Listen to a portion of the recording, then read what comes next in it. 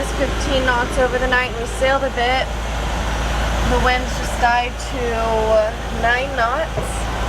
But we're going straight into it, and the sea state mentioned, but the sea state gets ugly out here, so it's better to sail. But I'm lucky because there's not a lot of wind right now. Hey, how's it going?